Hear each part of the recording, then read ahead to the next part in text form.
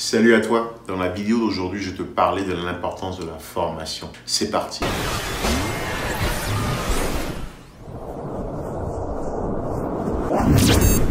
Rassure-toi, le but de cette vidéo n'est pas de te vendre de la formation. Je ne vends pas de formation en ligne. Dans la vidéo d'aujourd'hui, je vais t'expliquer pourquoi il est important de se former. Je vais t'expliquer comment se former. Mais surtout, à la fin, je te dirai quoi éviter parce que beaucoup de gens ont tendance à se former et à rester dans ce qu'on appelle la paralysie de l'analyse. Et je te donnerai les techniques pour pouvoir en sortir. Il y a quelques jours, je parlais avec un membre de ma famille en lui expliquant que j'allais mettre 15 000 $ dans de la formation cette année. Diverses formations, développement personnel, immobilier, marketing en ligne. Et elle était choquée. Et en fait, quand tu prends un peu de recul, c'est moi qui devrais être choqué. Parce que c'est une personne qui, comme moi, investit beaucoup dans l'immobilier. Et je pars du principe que si tu t'investis dans l'immobilier sans te former, tu prends un très gros risque. Je vais donner un exemple. Est-ce que tu prendrais le risque aujourd'hui de te mettre aux commandes d'un avion sans préalablement avoir pris les cours? Est-ce que tu prendrais le risque aujourd'hui de te mettre aux commandes d'une Formule 1 sans avoir pris de cours? C'est un peu ça, en fait. Si tu te lances dans un domaine qui est très compétitif comme l'immobilier sans te former, à ce moment-là, tu cours un grand risque. On parle quand même d'investissement de plusieurs millions, donc c'est des montants assez importants. C'est sûr que ce n'est pas la vie de plusieurs personnes que tu mets en danger comme dans le cas d'un avion, mais tu mets quand même en danger ta vie financière et celle de tous tes proches, de ta famille, lorsque tu fais un investissement sans prendre la peine de te former et d'être prêt à pouvoir te lancer dans ce domaine-là. Donc, je pense que de façon générale, il est très important de se former. Si tu veux, moi, ma philosophie dans la vie, c'est assez simple, c'est que la réussite, c'est une combinaison de deux choses, du travail acharné.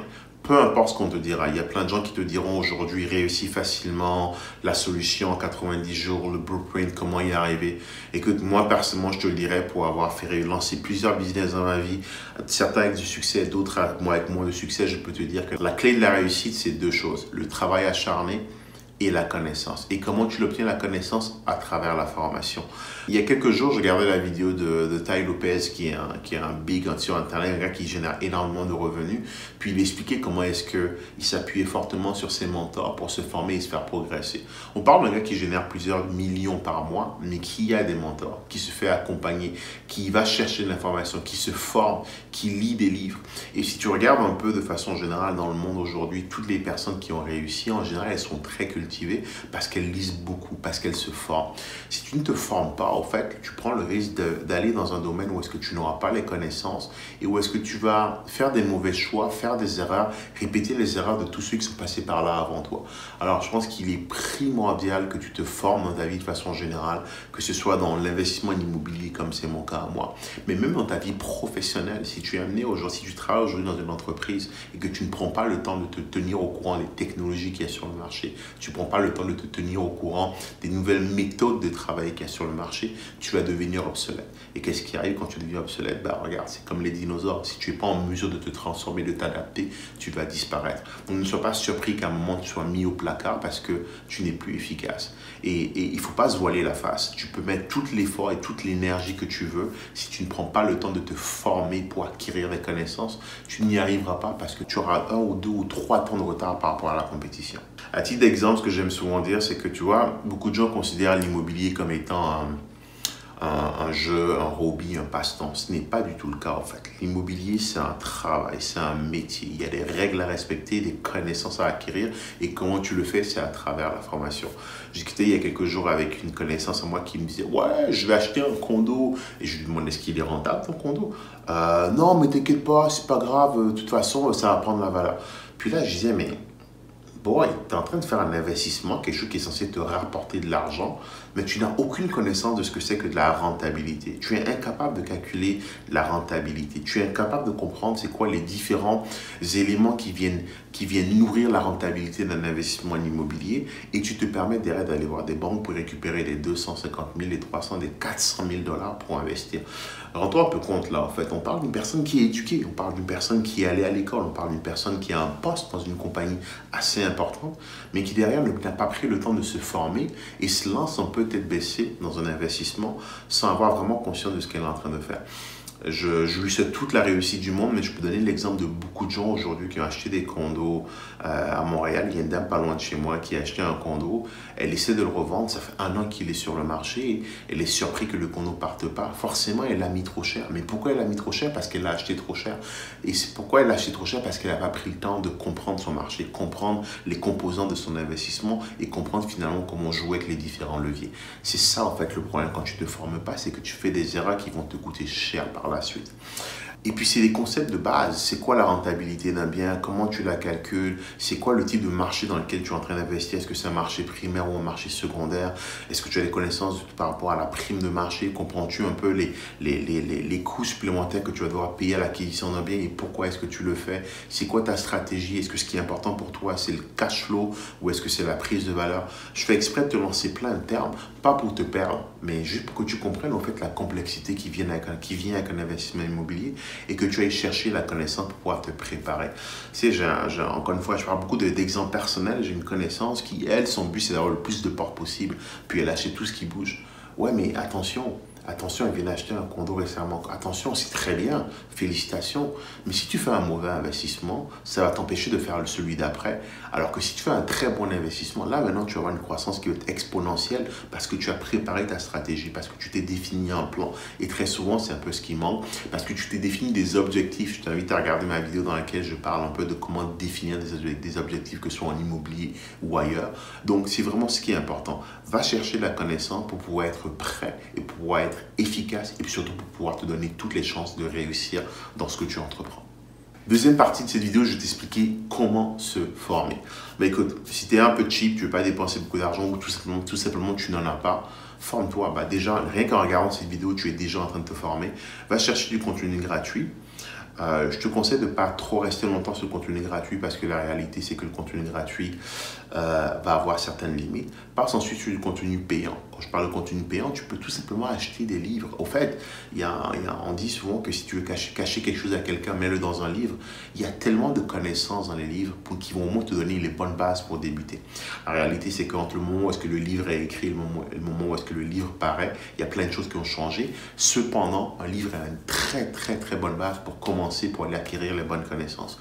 Moi, j'estime que tu devrais au moins lire un livre par mois.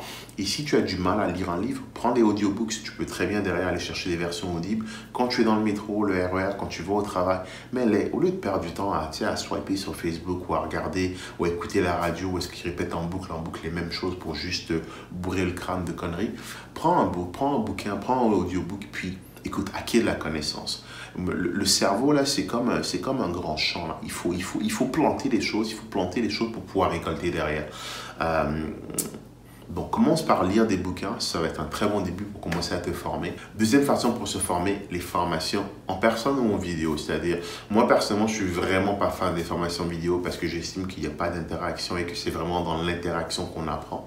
Mais c'est une façon de se former. N'hésite pas à aller à des séminaires, n'hésite pas à aller à des journées où est-ce que les gens parlent d'un sujet en particulier. Pour ce qui concerne l'immobilier, va dans ces cassettes, va dans des afterwork, va dans les événements où est-ce qu'il y a des gens qui vont venir présenter des sujets. Tu vas apprendre énormément parce que ces gens-là vont condenser en une présentation d'une heure ou d'une demi-heure toute la connaissance qu'ils ont pu acquérir sur un sujet donné. Ça peut vraiment être très intéressant. Troisième façon de se former, va chercher un coach ou un mentor.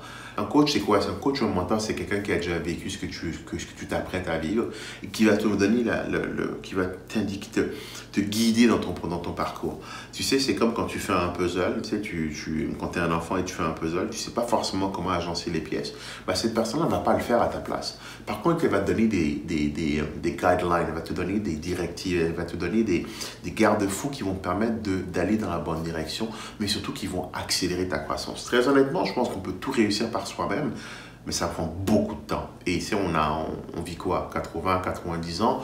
Avec une seule vie, on n'a pas le temps de tout réaliser. Alors moi, personnellement, ma philosophie dans la vie, c'est je veux des accélérateurs, je veux aller vite. Et puis, comment je fais pour aller vite? Je cherchais du coaching, je cherchais du mentorat, je cherchais des gens qui sont passés à travers des difficultés à travers lesquelles je m'apprête à passer. Je cherchais des gens qui ont la connaissance et l'expertise parce que derrière, ça va me permettre d'évoluer, de grandir beaucoup plus rapidement. Encore une fois, je reviens sur l'exemple de Tai Lopez. C'est un gars qui a quand même très bien réussi. Pourtant, il te dit qu'il a un mentor pour tout ce qui est psychologie. Il a un mentor pour tout ce qui est marketing. Parce que derrière, il comprend c'est quoi ses forces et c'est quoi ses faiblesses. Et ses faiblesses, comment est-ce qu'il fait? Il va chercher les gens qui vont lui apporter la connaissance qu'il n'a pas pour adresser ces faiblesses-là.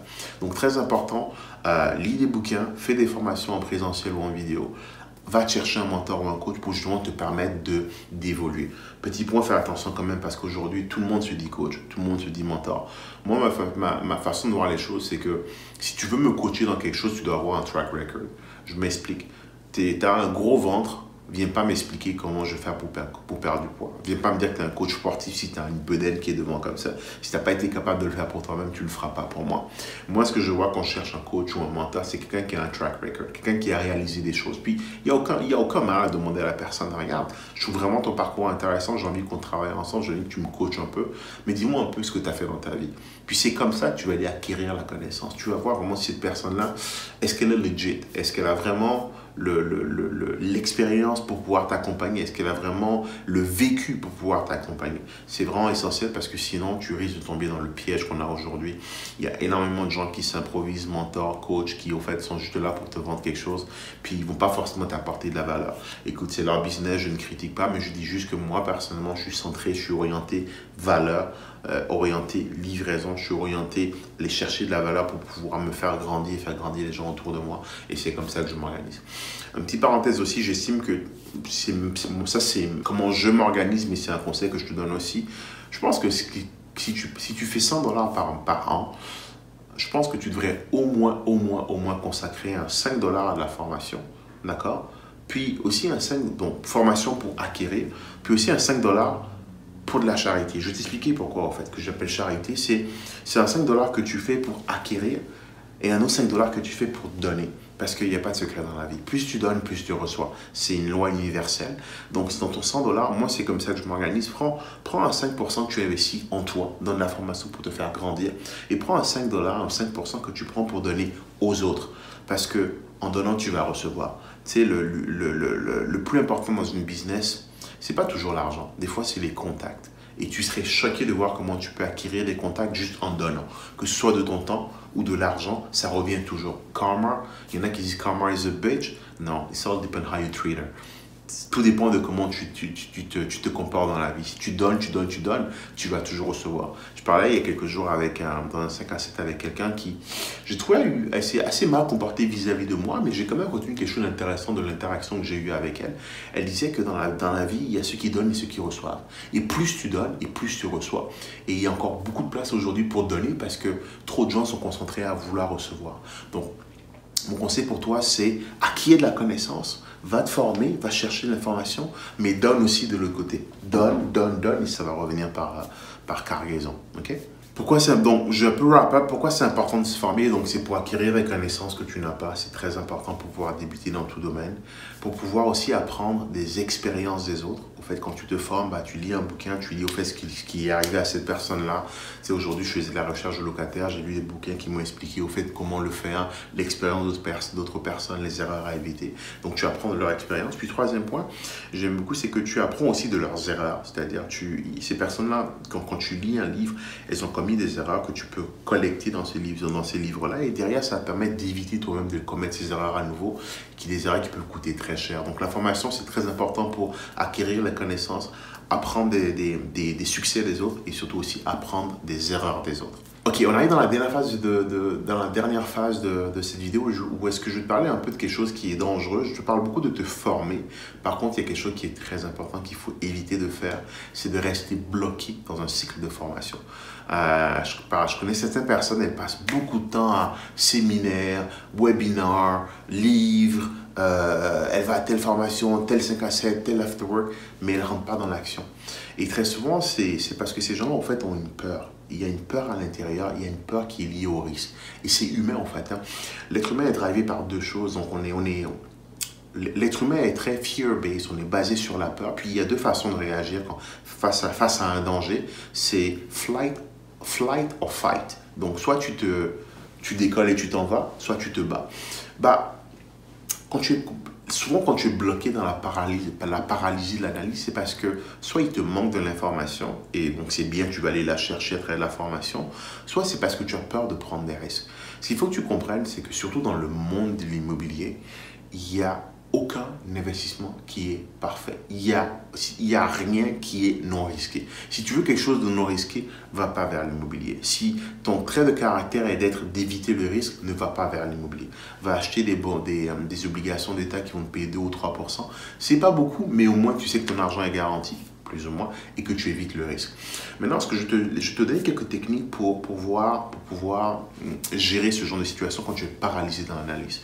C'est des concepts de gestion de projet. Comment est-ce qu'on gère un risque? Et la première façon de le gérer, c'est de le transférer. Tu es confronté à une situation où est-ce qu'il y a un risque, transfère ce risque à quelqu'un. Comment tu le fais? Je te donne un exemple. Tu fais une inspection d'un bâtiment, ce que tu es en train de faire, c'est de te dire, je transfère le risque à l'inspecteur. Parce que si jamais il y a un problème sur le bâtiment et que l'inspecteur ne l'a pas vu, ce sera sa responsabilité. Comment tu transfères le risque que, par exemple, tu achètes une maison qui est au bord de l'eau, qui est pas loin de l'eau, est-ce qu'il peut y avoir une inondation? Tu prends une assurance. Tu es en train de transférer le risque à l'assurance en disant, je vais payer un montant tous les mois de ma poche. Par contre, si un jour il y a un problème, je sais que je suis couvert parce que l'assurance va venir tout rembourser. Tu transfères le risque. Une autre façon de gérer le risque, c'est de le mitiger. Donc, le mitiger, il est toujours là, il est toujours présent. Par contre, tu prévois quelque chose au cas où est-ce qu'il arrive. Donc, tu es confronté à une bâtisse, tu vois qu'il y a un problème, tu n'es pas trop sûr, il y a beaucoup de travaux, tu ne sais pas si l'électricité est à faire ou pas. Tu prévois un budget pour pouvoir faire l'électricité au cas où. Qu'est-ce que ça veut dire? Le jour où est-ce que ça va arriver, et ça peut arriver, tu seras prêt. Tu auras eu un budget que tu as prévu, tu as mitigé ton risque, tu l'as géré. Une autre façon de faire, c'est pour gérer le risque, c'est ce qu'on appelle, tu peux éviter le risque. Comment tu évites le risque? Tu te dis, cette bâtisse, il y a peut-être trop de travaux, j'ai peur, je ne vais pas y aller. Tout dépend de la situation. Ça peut être un bon move s'il y a vraiment trop de travaux, elle est vraiment endommagée. Moi, je sais qu'il y a des choses que, par exemple, je ne ferai pas parce que j'estime que je ne suis pas encore à ce stade-là. Tout ce qui va être fondation, par exemple, j'estime que c'est des grosses œuvres, je ne suis pas encore à ce stade-là. Je ne prendrai pas ce risque-là. Je pourrais le transférer, par exemple, si j'ai un partenaire ou bien une compagnie qui est prête à prendre ce risque-là. Mais moi, personnellement, je ne le prendrai pas, donc j'éviterai ce risque. Je ne me lancerai pas dans cet investissement-là. Une autre façon de gérer, c'est de l'accepter. C'est-à-dire, tu te dis, ok, je sais que ça peut arriver, mais par contre, je suis confortable avec le pire des scénarios. Et très souvent, c'est une question d'avoir le choix. Je vais acheter un bâtiment, je vais faire, disons, de la location courte durée avec, donc je dois aller chercher des permis pour le faire. Par contre, je ne suis pas sûr que le permis va arriver, mais je suis prêt à accepter ce risque-là. Pourquoi? Parce qu'au pire des cas, je le louerai de façon régulière, j'ai fait mes calculs et il se paye quand même. Là, je viens d'accepter le risque. Dernière façon de gérer le risque, c'est que tu peux partager le risque. Donc, c'est plus ou moins une sorte de transfert, mais pourquoi je parle de partager? Parce que là, c'est vraiment une façon de partager un risque, c'est d'aller chercher des gens qui vont l'accepter, qui vont le prendre, qui vont le gérer. C'est-à-dire, tu n'as pas de connaissances, par exemple, en construction, mais tu veux acheter un bâtiment qui est entièrement à refaire à l'intérieur. Tu vas chercher un partenaire d'affaires qui, lui, est très bon dans la construction. Tu lui partages le risque. Il est toujours avec toi parce que tu es impliqué dans la business, mais là, derrière, tu viens de partager le risque à quelqu'un. Donc, ça veut dire que quelque part, ton risque résiduel à toi tout seul, il est un peu inférieur. Pourquoi je te parle de ces techniques-là? Ça peut sembler compliqué, c'est de la gestion de projet, mais à la fin de la journée, c'est une façon de se dire, tu es paralysé dans l'analyse parce que tu ne sais pas forcément si tu veux y aller ou pas, tu passes ton temps à lire parce que tu as peur d'y aller. Écoute, lance-toi. Lance-toi 2 pieds en avant. Parce que la seule façon de réussir dans la vie, d'avoir une vie abondante, c'est de prendre des risques et de se lancer. Par contre, tu peux prendre ce risque en le calculant, en faisant les choses dont je viens de te parler, soit en le transférant, soit en le mitigeant, soit en l'acceptant, soit en le partageant avec quelqu'un d'autre. Ça fait le tour de la vidéo. Si tu as aimé la vidéo, pense à la partager. Mets-moi un commentaire, mets-moi un gros pouce pour que cette vidéo touche le plus grand nombre de personnes possible. Et partage-la à tout ton réseau. Et surtout, pense à t'abonner pour recevoir comme ça du contenu de qualité à toutes les semaines. Salut!